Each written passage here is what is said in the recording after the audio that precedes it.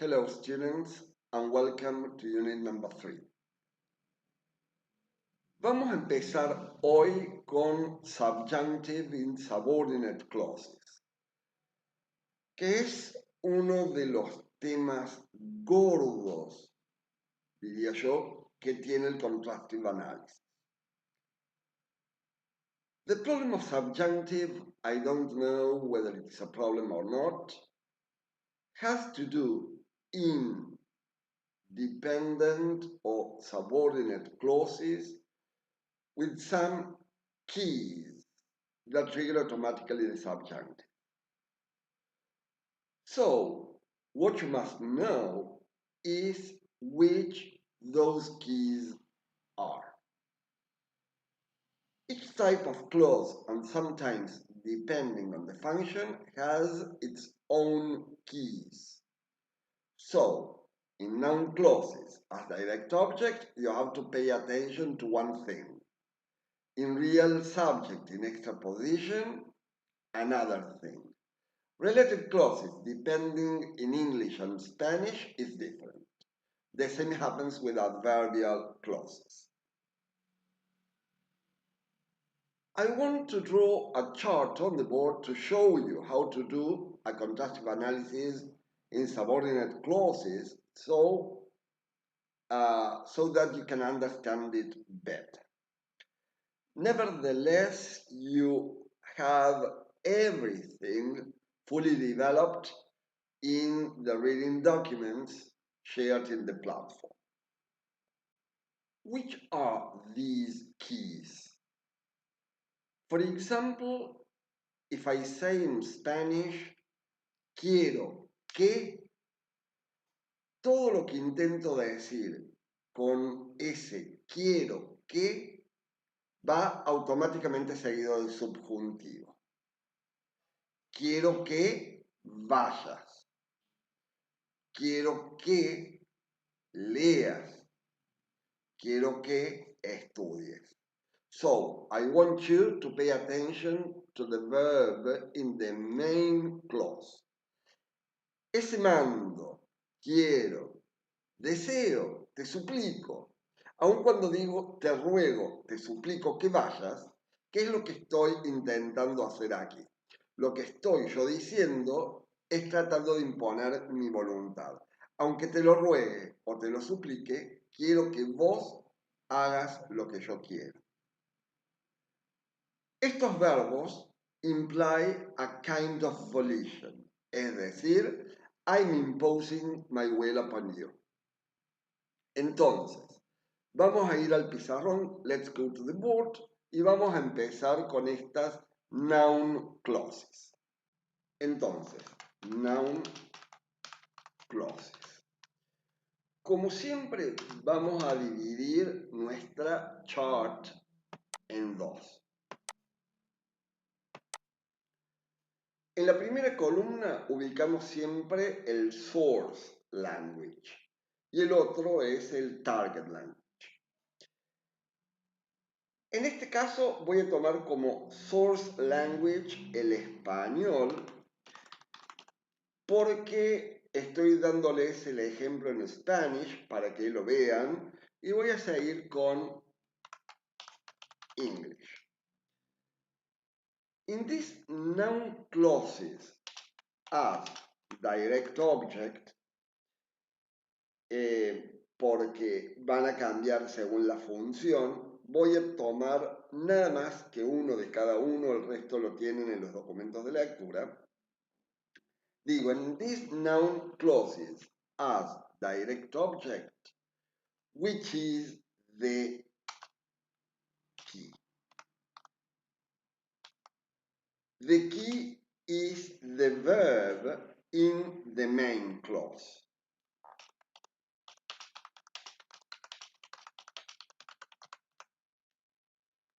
Este verbo tiene que tener a feature of volition.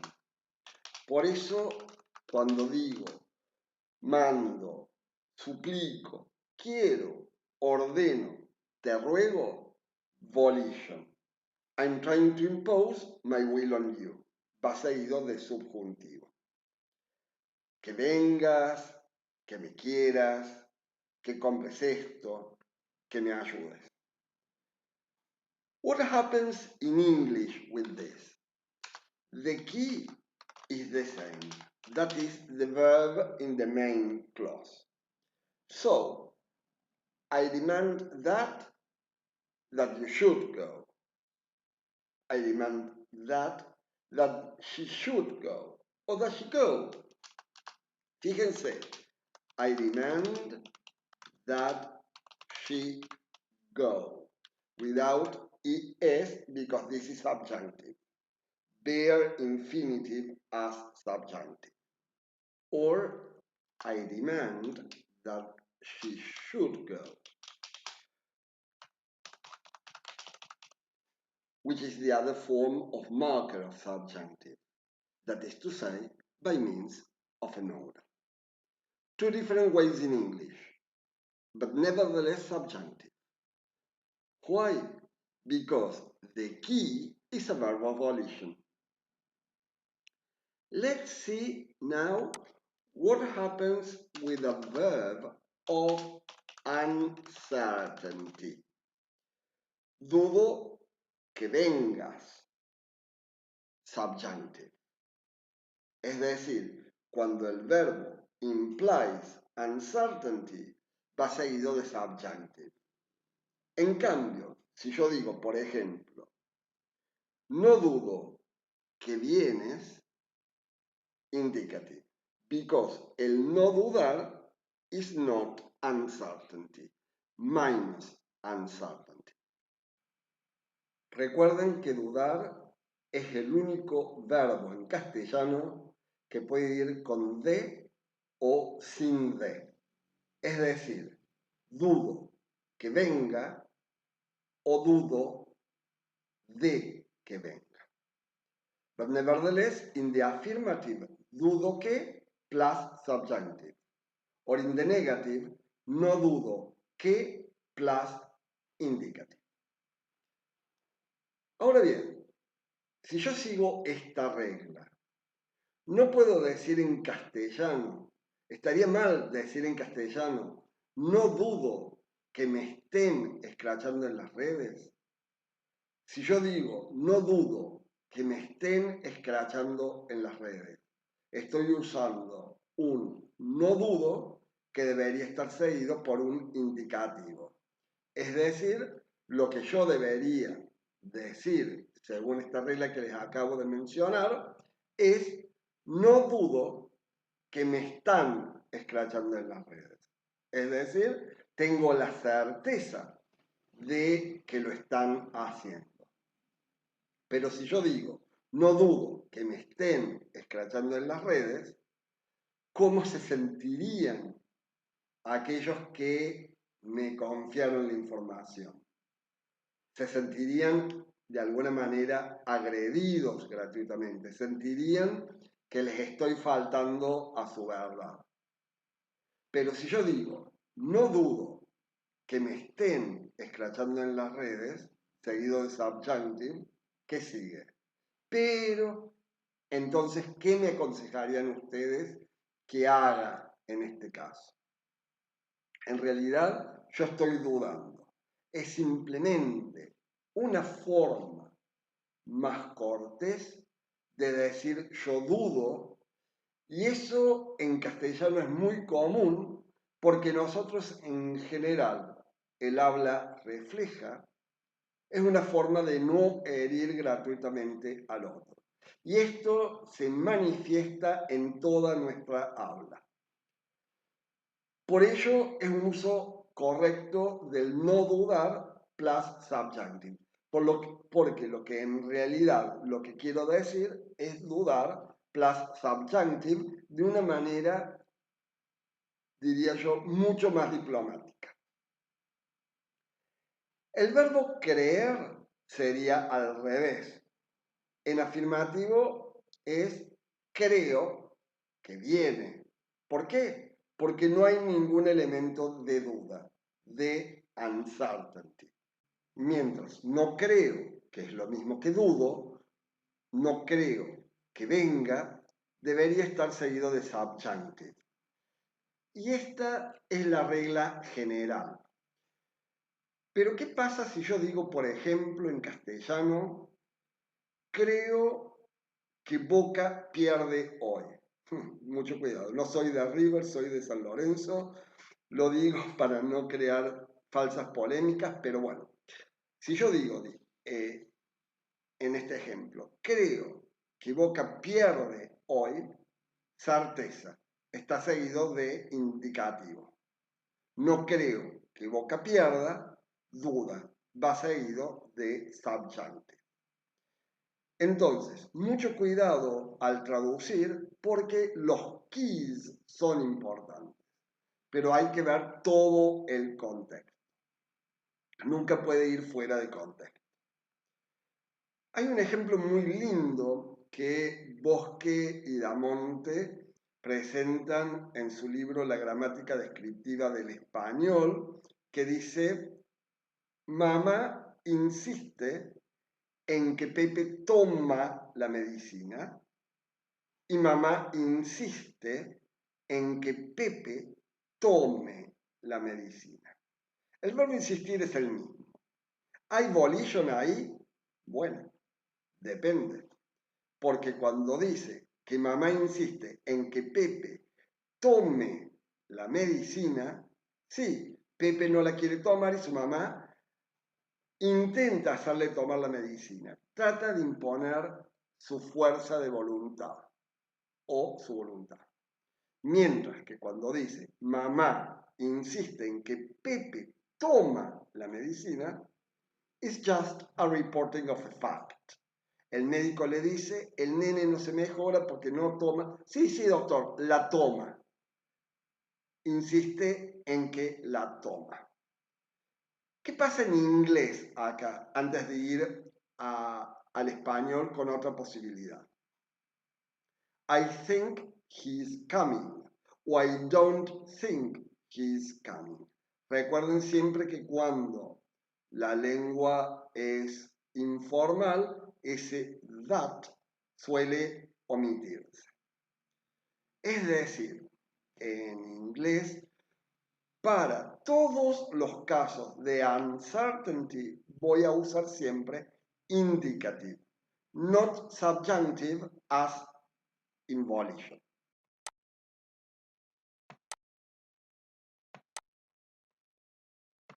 Entonces, en inglés, always indicative for all verbs of uncertainty. There's a third type that is feelings. Temo, deseo, espero, que también va seguido de subjuntivo en castellano. Temo que me ataquen. Deseo que vengas. Este deseo también podría ser un volition. Me agradaría que vinieras. En inglés, en todos estos casos, se sigue usando indicativo siempre. Bueno, esto sería para noun clauses as direct object. Vuelvo a decirles, va a ser diferente en subject, real subject, apposition, adjectival complement, subject complement, but that is something you will find on your own after reading all the material shared in the platform. What happens if instead of noun clauses we have relative clauses? Here the keys are different. Vamos a empezar con inglés porque quiero darles una sentence que dice something like this. When you go or when you come Córdoba, I will invite you to a restaurant that is in fashion. When you come to Córdoba, I'll invite you to a restaurant that is in fashion. ¿Cómo me la van a traducir a esta oración? ¿A dónde los voy a invitar cuando vengan a Córdoba? It's a joke, eh? It's a joke. A menos que me gane un bingo, it's a joke. So, where shall I invite you? ¿A un restaurante que está de moda o a un restaurante que esté de moda? I have two possibilities. Es decir, la versión en inglés es completamente ambigua. Y este es el punto central de todo contrastive analysis, la ambigüedad, como ya hemos visto en otras unidades. Fíjense entonces que digo, a un restaurante que esté de moda, subjunctive, o que está de moda, indicative. ¿Y por qué se crea esta ambigüedad en inglés? Porque English only uses indicative in relative clauses. Always and only indicative. So, as there is no mood distinction, I have to decide every time I have a relative clause which of the two moods to use. And on what does it depend, the subjunctive or the indicative in Spanish in relative clauses? On the antecedent. The key is the antecedent. That is the noun that precedes the relative clause. When the antecedent is non-specific, we use subjunctive. And what do we understand by non-specific? It means unknown to the speaker. Es decir, yo sé que los voy a invitar a un restaurante de moda. Pero ya sé cuál es, no, tengo que averiguar. A un restaurante que esté de moda. Mientras que para el indicative, the antecedent is precisely specific. ¿Qué quiere decir eso? Known to the speaker. Ya sé cuál es. Apareció en la última revista y ahí es donde los voy a llevar. This is the main difference in relative clauses. Todo lo que dijimos acá also applies to the nominal relative clauses, the clauses introduced by what. La diferencia grande entre las nominal relative clauses y las interrogative nominal clauses is that the latter ones are introduced by an interrogative subordinator. Who, when, which, triggered by a reporting verb. For example, I asked who would do it, or I perfectly understood which road was the best to take. Que por supuesto, ese interrogative en español se reconoce porque lleva tilde. Pregunté quién lo haría. Entendí perfectamente qué camino era el mejor. Tienen todo esto fully developed in the reading documents with all the necessary theoretical background and more examples. Now, what happens in adverbial clauses? Here the panorama is completely different. Because in Spanish, the key is the verb in the subordinate clause. That is to say, in the adverbial clause. When this verb indicates something hypothetical plus hypothetical, and what is something hypothetical? Something still to happen, unknown, still to be proved, we use subjunctive. When it is minus hypothetical, we use indicative. In English,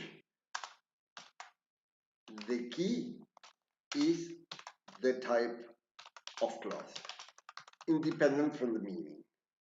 So it may be a clause of purpose, of unreal condition, a clause introduced by lest, que les aviso que está de moda ahora este lest. It used to be obsolete, but now is in fashion. You know, from the examples I always select, that I am a reader of thrillers. You have noticed that. And this lest appears in dialogues, especially in American language, rather than in British English. As if, as though. These types of clauses require subjunctive. Perhaps you'll see sometimes indicative, but that is because it's informal, very informal language. Have you got an idea? Vamos a hacer un ejemplo de análisis para que lo vean. There's a clause that says the inspector, lo tienen en el documento que les muestra cómo realizar algunos ejemplos de análisis. So you can look at it and follow it from there. An example that says the inspector who escorted Dan to the police station was talkative and had forgotten that an accused man is innocent until he is proved guilty. Me interesa la última parte. Vamos a tomar solo la última parte. No vamos a hacer un análisis completo. Entonces tenemos until he is proved guilty. ¿Cómo lo traducirían? Seguro que algunos de ustedes dirán hasta que se demuestre, subjunctive, lo contrario. Es inocente hasta que se demuestre lo contrario. Y otros seguro me dirán, no, es un hombre inocente hasta que se demuestra, indicative, lo contrario. Which of the two is correct? ¿Demuestre o demuestra? Un hombre es inocente hasta que se demuestre lo contrario o hasta que se demuestra lo contrario. Bueno, veamos. Vamos a hacer un análisis como lo van a tener que hacer ustedes en el trabajo práctico y se los voy a mostrar. Acuérdense de esto, hasta que se demuestre y hasta que se demuestra. Tengo dos. ¿Cómo hago el análisis? Entonces, como la oración venía en inglés, hago el chart así. comienzo con el source language y sigo por el target language.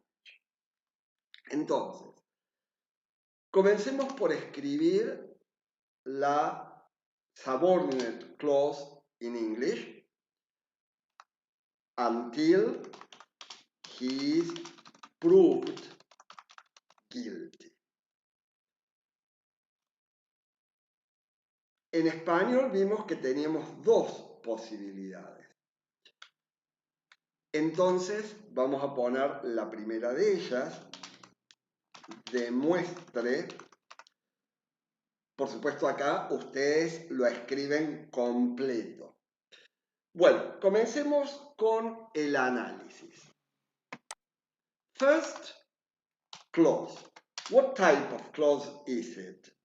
It is an adverbial clause. What happens in Spanish? What type of clause is it? It is an adverbial clause too. Which mood? In English, indicative. And in Spanish, the mood is subjunctive. Demuestre.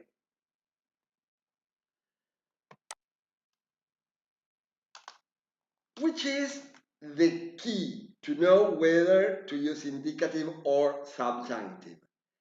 In English, the key it is the type of clause.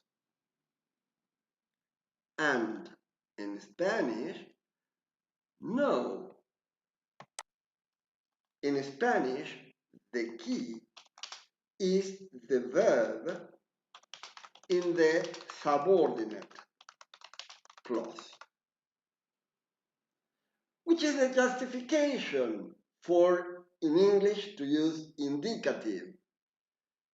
That it is a time clause. It is not an adverbial clause of purpose. It's not an adverbial clause of unreal condition. It's not lest. It's not as if, as though. It is a time clause.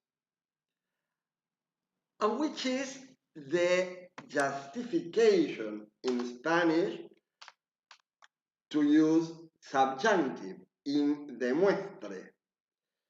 That it is something hypothetical, plus hypothetical. Why is it hypothetical? Because it is something unknown, still to be proved, still to happen, because they don't know whether he's guilty or not. Hipotético. Algo por pasar. Demuestre. No sabemos. Por lo tanto, va en subjunctive. This is one possibility. Pero en castellano, entonces, ¿cómo justificamos la otra? En lugar de A, tengo B. Y en lugar de demuestre, demuestra. Sigue siendo an adverbial clause. Me va a cambiar el mood. En este caso, the mood is indicative. The key sigue siendo the verb in the subordinate clause. And the justification acá también va a cambiar porque no es hipotético, no es plus hypothetical. ¿Por qué no es hipotético? Porque acá el punto de vista es diferente. ¿A qué apuntamos acá? This is a fact. Es un hecho. Lo dice la ley. La ley dice claramente que todo el mundo es inocente hasta que se demuestra que es culpable. Minus hypothetical, it is a fact. Bueno, ok, aquí cubrimos el subjunctive mood. Pero volviendo, por ejemplo, a las adverbial clauses, debo decir que las adverbial clauses of concession siempre estarían en indicative mood. ¿Cómo es entonces el autor, si quiere dar una idea de algo hipotético, si tiene que estar con indicativo? Lo hace a través de connectives.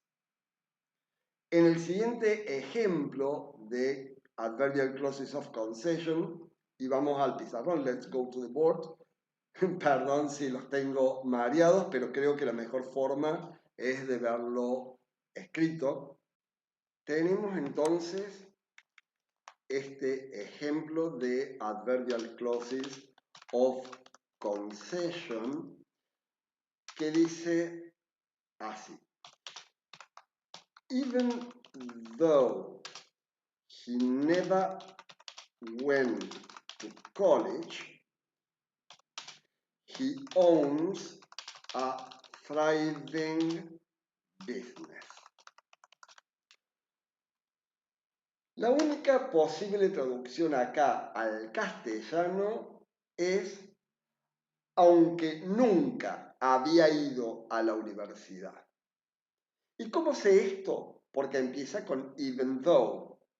Si en lugar de even though hubiera dicho even if, la traducción hubiera sido aunque jamás hubiera ido a la universidad. Es decir, hay que tener en cuenta cuáles son las marcas que ponen los autores para saber si estamos hablando de algo hipotético o no hipotético.